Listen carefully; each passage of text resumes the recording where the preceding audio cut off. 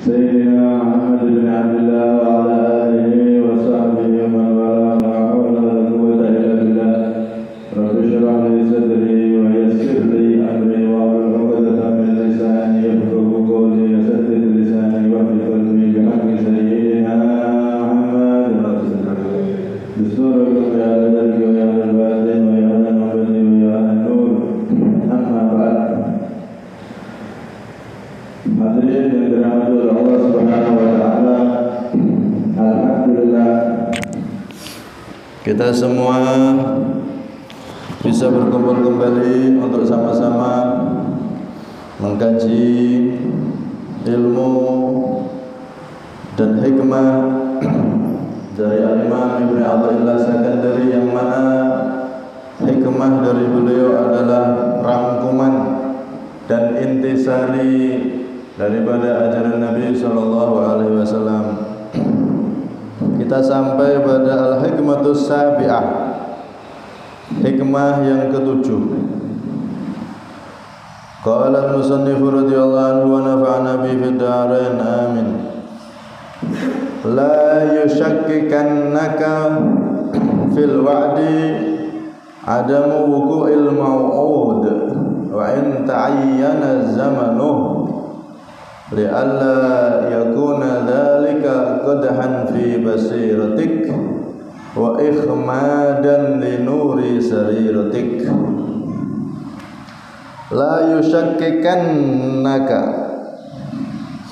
janganlah menjadikan ragu benar-benar, sungguh jangan sampai menjadikan ragu kepada kamu fil wa'di, di dalam janjinya Allah. Adamu wuqu'il mau'udi, itu belum terjadinya sesuatu yang dijanjikan. Wa in ta'ayyana, meskipun telah tertentu, zamanuhu, itu waktunya wa'di. Li'alla yakuna, supaya tidak ada dzalika, itu semua qadhan, adalah kekurangan, cacat, fi basiratika, di dalam mata hatimu, wa ikhmadan, dan meredupkan linuri sariratika, kepada cahaya sanubarimu. Jadi beliau di sini mudahnya menasihati kita, jangan sampai menjadikan kita ragu pada janji Allah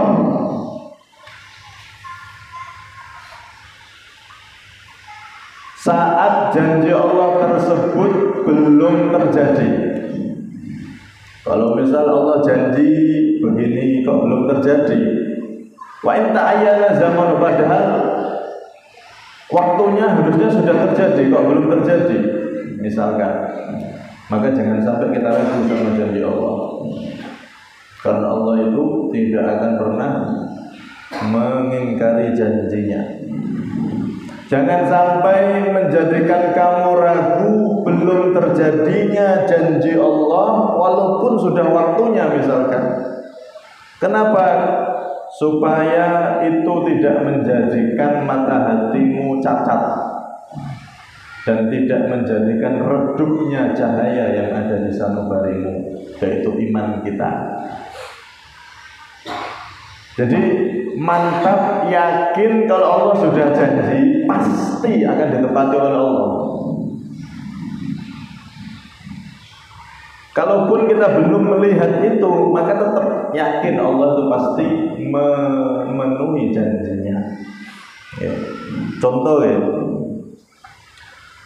Allah Subhanahu wa taala berfirman dalam Al-Qur'an, berjanji dalam Al-Qur'an, wa may yattaqillaha yaj'al lahu makhraja wa yarzuqhu min haitsu la yahtasib. Barang siapa yang bertakwa kepada Allah, yaj'al lahu makhraja, maka Allah akan menjadikan bagi orang tersebut makhraja, jalan keluar. Dalam tafsir disebutkan min karbid dunya wal akhirah, dari kesempitan, keruwetan dunia dan akhirat. Wa yarzuquhu min haitsu la yahtasib, dan Allah akan memberi rizki dia dengan tidak disangka-sangka. Jadi di ayat ini Allah janji tanpa perlu berdoa. Kalau yang kemarin kan bahas tentang doa. Kalau ini tidak, Allah janji kalau sudah kita lakukan pasti Allah ngasih. Tidak sah doa, tidak apa-apa. Contohnya ini, kalau ada orang bertakwa, pasti dijanjikan Allah itu jalan keluar, kelonggaran dari semua masalah di dunia dan akhirat. Dan dia pasti akan diberi rezeki oleh Allah dari jalan yang tidak disangka-sangka. Artinya rezekinya itu gampang, tidak sampai sulit cari rezeki kalau orang bertakwa itu. Ini sudah janji Allah. Kalau benar-benar kita jadi orang bertakwa, taat sama Allah, jauhi maksiat dari maksiat kepada Allah kita jauhi, maka janji Allah dua.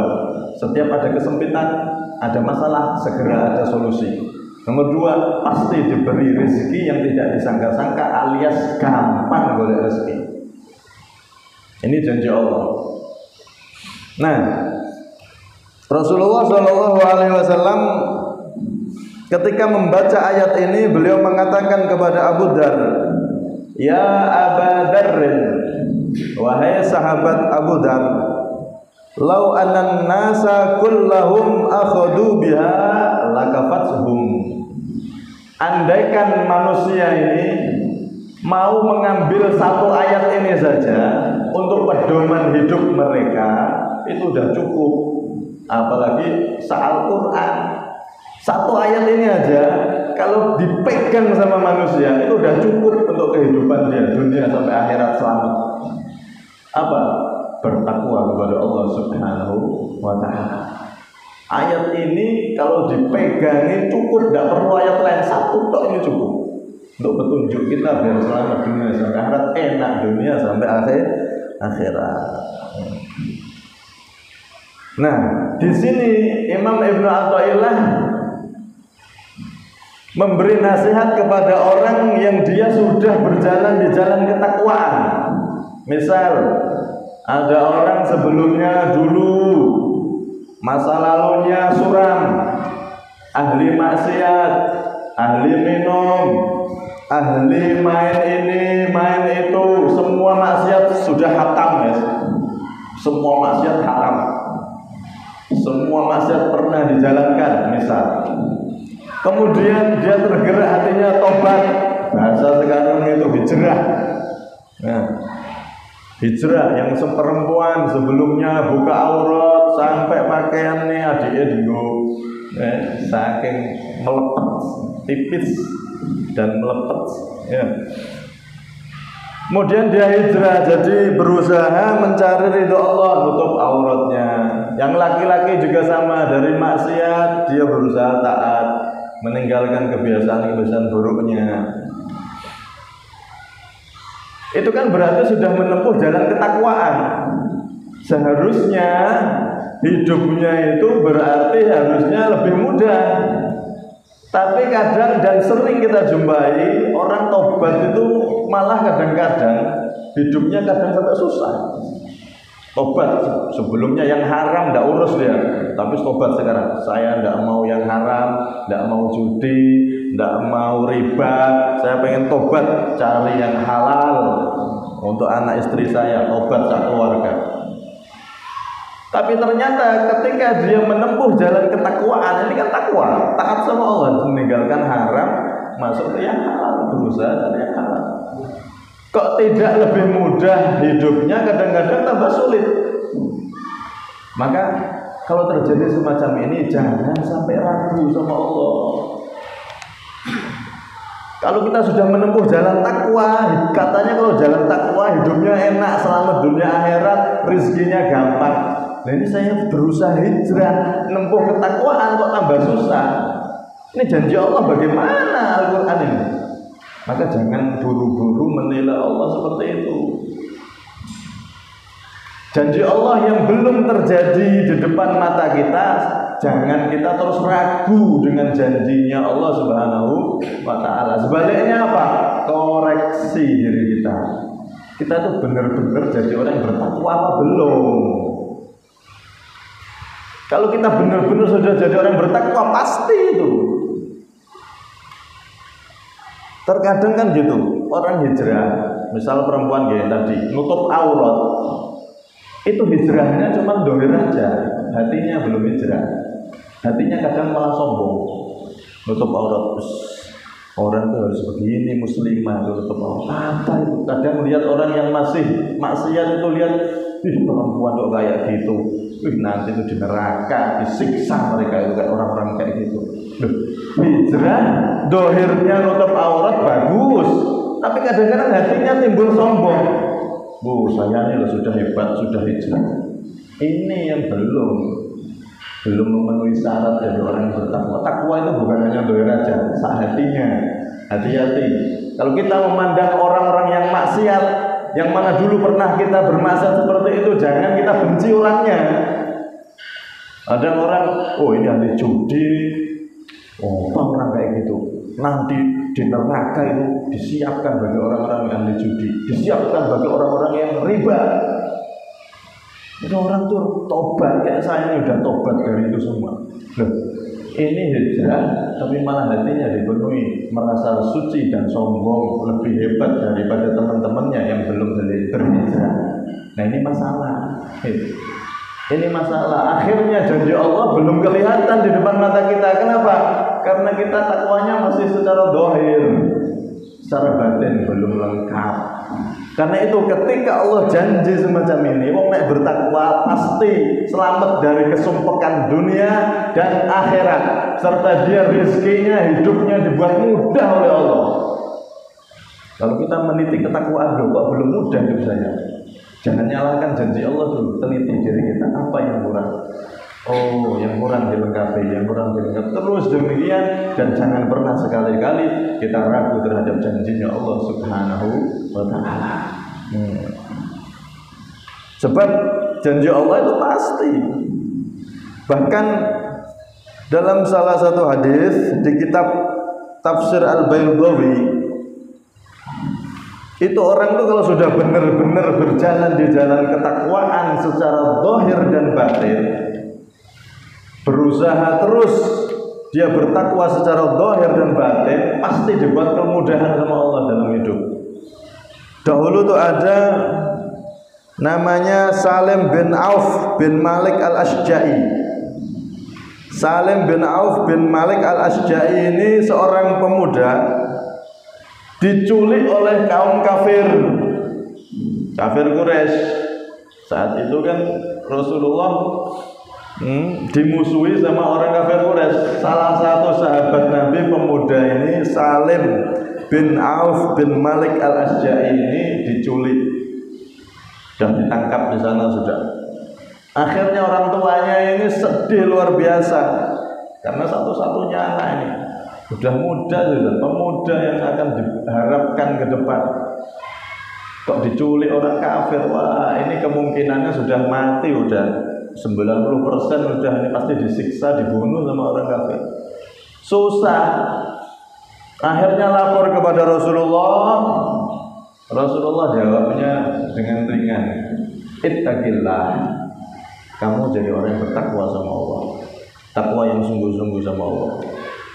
Wa akfir qawla la haula wala quwata illa billah, dan perbanyak membaca la haula wala quwata illa billah. Jadi orang bertakwa, ibadah, berusaha secara zahir dan bersihkan hati, jangan pernah benci sama orang, jangan pernah iri sama orang, jangan pernah merasa lebih baik dari orang.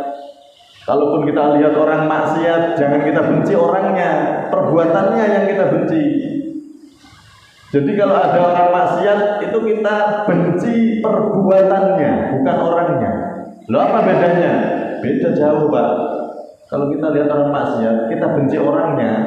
Suatu saat dia tobat, kita tetap benci. Orang ini yang dulu itu ahli maksiat, tetap benci. Tapi kalau kita benci perbuatannya, suatu saat dia tobat, kita cinta sama dia kalau dia ahli taat. Beda jauh. Kalau kita benci sama perbuatan maksiatnya, maka ketika dia tobat kita cinta sama dia. Tapi kalau kita benci orangnya yang bermaksiat, dia tobat pun kita tetap benci. Allah dulu loh, ahli gini, ahli gitu, ahli ini, ahli itu, maling sana, maling situ, terbenci. Padahal udah tobat.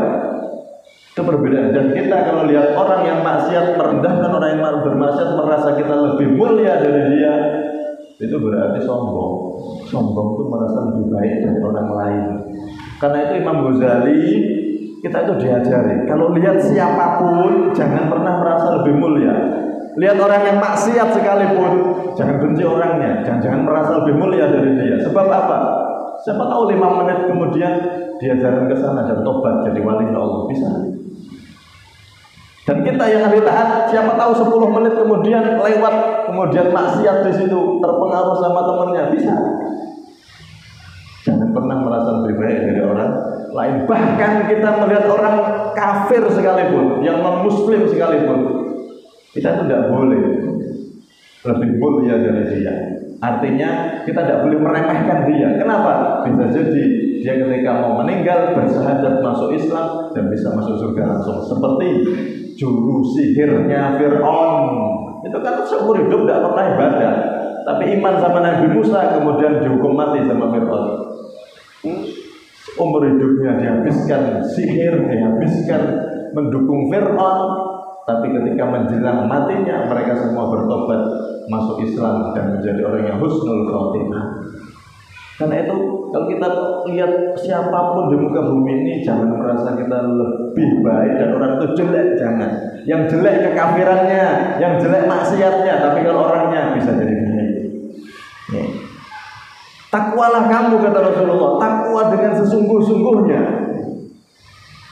Orang ini melaporkan anak yang diculik tadi itu dan berbanyak membaca la haula wala quwata illa billah. Bertakwa, jaga, taat sama Allah dan berbanyak kalimat itu. Nah, kalimat ini juga ada spesialisnya. Orang baca la haula wala quwata illa billah itu bisa keluar dari kesumpekan. Salat yang benar, ibadah benar, dan baca la haula wala quwata illa billah. Akhirnya tidak lama tiba-tiba ada pemuda yang datang ke Madinah. Pemuda ini ternyata Salim anaknya tadi itu. Dan sampai tahu pemuda ini datang selamat bukan sendiri. Dalam salah satu riwayat dia berhasil membawa bi'arbaati alafi syatim, membawa 4.000 kambingnya orang-orang Quraisy. Orang kafir yang musuhi Islam itu hartanya boleh kita curi, Pak. Karena hartanya akan dibuat memerangi Islam. Beda sama orang kafir non-muslim yang damai sama kita. Oh, itu tidak boleh. Tetangga kita mau Muslim, mau Kristen, mau Buddha, mau apa, terserah. Semenjak dia tidak mengganggu agama kita, kita wajib menghormati. Bahkan Nabi sampai ngomong, man ada dimmiyan faqad adani, kata Rasulullah. Barang siapa yang mengganggu non-muslim yang berdamai sama kita, tetangga kita non-muslim yang damai, tidak pernah mengusik agama kita, kok mengganggu dia, kata Rasulullah apa? Faqad adani, dia sama dengan mengganggu aku, kata Rasulullah SAW. Ini ajaran luar biasa. Ganggu non-muslim yang damai sama dengan ganggu aku, Nabi Muhammad SAW. Tidak akan ditemukan, Pak, ajaran sehebat toleransinya Islam yang diajarkan Nabi. Mau di barat, mau di timur, sampai lihat bagaimana Rasulullah mendudukkan dirinya berposisi seperti orang-orang muslim yang berdamai dengan kita. Nyakiti mereka, nyakiti aku. Masya Allah, Masya Allah Muhammad. Karena itu kalau orang kafir non-muslim yang memusuhi kita seperti Israel, itu jelas bunuh orang Palestina. Kalau sampai bisa ke Israel, nyuri harta mereka, rampas harta mereka, halal, boleh. Kalau orang-orang kafir non-muslim yang memusuhi Islam. Nah, ini pemuda ini akhirnya datang selamat dan membawa harta atau kambingnya orang kafir Quraisy. 4.000 kambing dibawa sama dia. Subhanallah. Jadi pas dia diikat itu bisa lepas dan kambingnya dibawa semua pulang ke Madinah. Kenapa? Karena berkah ayah ibunya yang benar-benar melaksanakan perintah Nabi, bertakwa secara zahir dan batin, dan berbanyak kalimat la haula wala quwwata illa billah. Insyaallah. Benar ya. Segala kesumpekan kalau betul-betul sudah termasuk orang yang bertakwa, segera diberi solusi oleh Allah Subhanahu wa ta'ala. Karena itu kalau kita sudah merasa berjalan di jalan takwa, sekali lagi kok ada masalah dan pertolongan Allah tidak kunjung datang, jangan ragu sama Allah, tapi koreksi sama kita. Ragulah sama ketakwaan kita. Mungkin saya kurang takwanya ini, taknya masih kurang ini.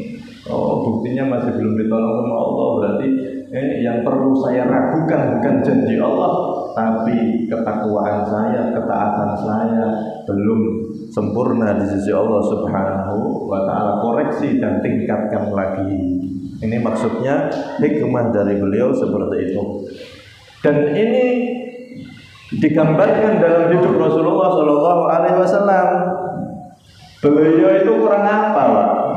Beliau kan makhluk paling sempurna, paling hebat, paling pol, ranking 1 di alam semesta ini adalah Nabi Muhammad.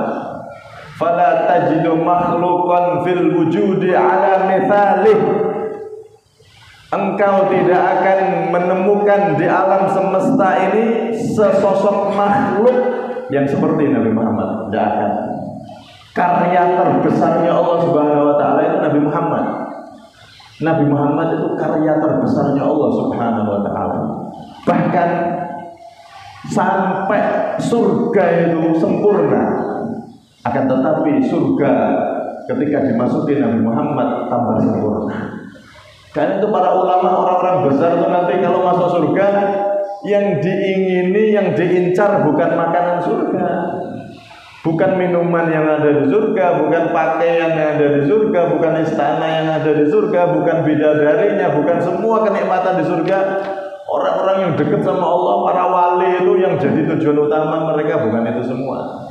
Beda kita orang pengen masuk surga, oh enak, anak bidadari, anak makanan ini, makanan itu, oh surga pokoknya enak.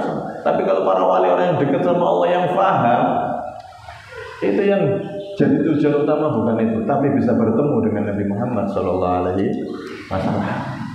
Sama seperti pengantin. Pengantin masuk kamar, kamar udah dihias, ranjangnya dihias, wangi. Nah, pengantin yang masuk kamar, yang jadi tujuan itu apa? Hiasan kamarnya, apa wanginya kamarnya, apa makanan yang disediakan di situ, apa fasilitas yang ada di situ, kan enggak. Yang jadi tujuan pasangannya. Gitu betul. Walaupun kamarnya jelek, tapi yang penting ada pasangannya, istrinya yang dinikahi. Itu yang jadi tujuan utama, bukan indahnya kamar. Begitu juga pengantin dunia akhirat.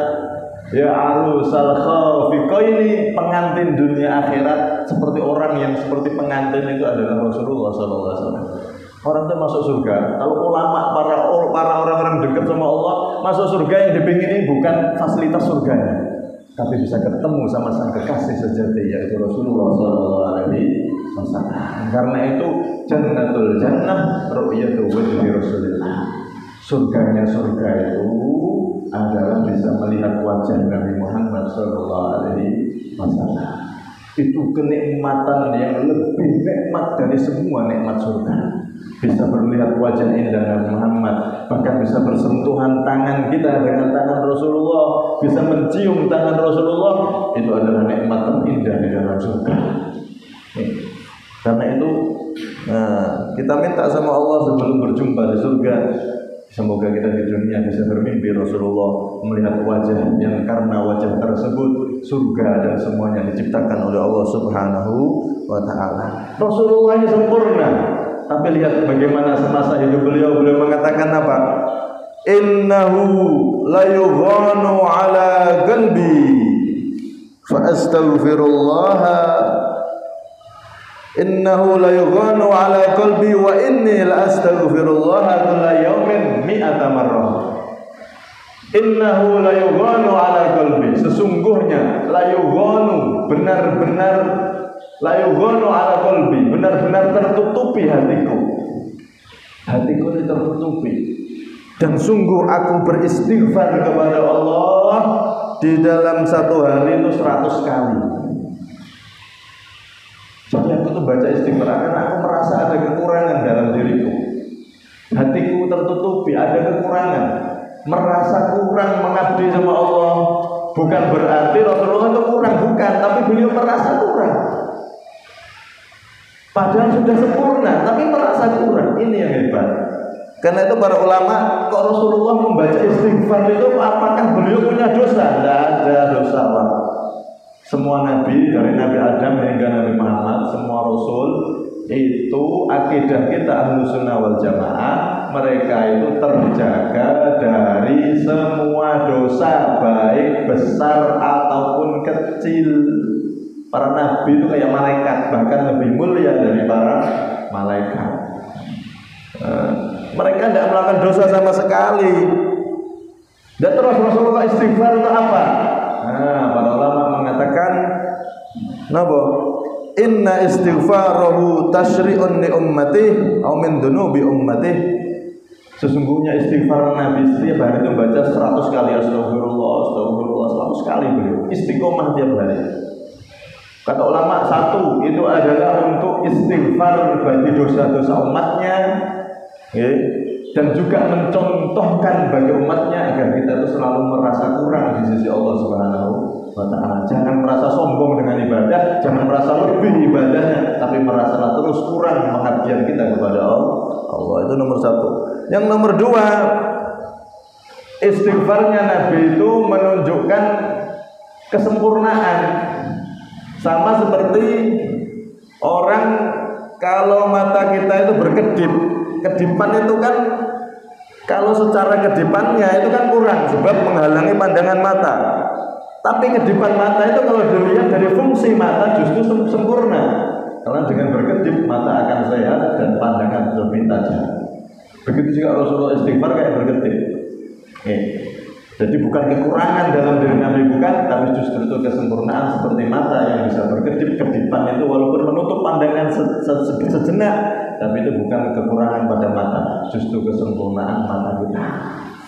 Nah, gak kedip malah repot, malah gak sempurna. Yang nomor 3 menurut Imam Ghazali. Nah, ini yang inti. Jadi Rasulullah itu baca istighfar karena beliau melihat setiap saatnya itu dari sempurna menuju sempurna. Jadi Rasulullah itu mulai beliau lahir sampai beliau wafat itu sempurna, lahir itu sempurna. Soalnya bayi lahir, beliau masih bayi itu bisa langsung sujud kepada Allah. Ada bayi yang sujud? Tidak ada kan? Rasulullah sujud dalam keadaan sempurna, tumbuh sempurna, tambah sempurna terus sampai wafat beliau. Dari sempurna menuju sempurna, tidak ada yang kurang dalam diri Nabi SAW. Nah, ketika Rasulullah dari sempurna menuju ke atasnya tambah sempurna ini, beliau melihat ke bawah, merasa bahwa kedudukan yang sebelumnya itu seakan-akan kurang, padahal sempurna, tapi beliau merasa kurang di sisi Allah Subhanahu wa Ta'ala. Ini namanya kalau menurut Ba'dus Shalihin, hasanatul abrar sayyiatul muqarrabin. Kebaikan orang baik itu kejelekan orang-orang yang dekat dengan sholat. Apik napa mboten? Apik. Tapi nek cara wong sing dekat sama Allah kurang apik apa? Nek gak khusuk enggak apik, nek gak jamaah enggak apik. Nek dilihat dari kacamata orang biasa, wes sholat 5 waktu bagus. Tapi kalau dilihat dari kacamata ulama atau orang yang soleh kurang bagus. Kenapa enggak jamaah? Wes jamaah 5 waktu bagus. Dilihat dari orang biasa, oh masya Allah bagus itu jamaah 5 waktu di masjid, masya Allah top. Tapi kalau dilihat dari orang soleh, orang yang dekat sama Allah, khusuk enggak jamaahnya? Oh berarti saya belum khusuk. Ya berarti kurang bagus. Di bagusnya kita itu kalau dilihat dari orang yang di atas kita itu jelek masih. Karena bertingkat, kesempurnaan itu selalu bertingkat. Rasulullah itu selalu baca istighfar karena beliau dari sempurna menuju sempurna, bukan ada kekurangan dalam diri beliau. Dan di sini mengajarkan kepada kita bahwasanya jangan pernah ragu sama janji Allah, tapi harus kita ragu terhadap ketaatan kita. Sudah benar-benar taat apa belum? Kalau Allah janji pasti sudah. Kalau orang taat hidupnya nikmat, selamat dunia akhirat, rezekinya dibuat gampang, itu pasti. Tapi kita yang harus ragu, amal kita sudah benar-benar apa belum. Nah, di sini pelajaran yang luar biasa untuk kita, sehingga kita nggak jadi orang yang menyalahkan Allah. Kadang-kadang saya sudah tobat hijrah, hidup saya malah berantakan kayak gini. Apa itu Allah yang tidak adil? Loh, kok begitu? Jangan, justru sebetulnya kita koreksi, kita ini kurang mungkin itu. Masih ada kekurangan. Kalau sudah lengkap syarat-syaratnya pasti dikasih sama Allah. Nah, ini sangat penting, pelajaran yang sangat penting untuk kita. Alhamdulillah, semoga ini jadi ilmu yang manfaat untuk kita semua. Dan sudah isya. Allah kurang lebihnya minta maaf. Assalamualaikum warahmatullahi wabarakatuh. Sirril Fatihah.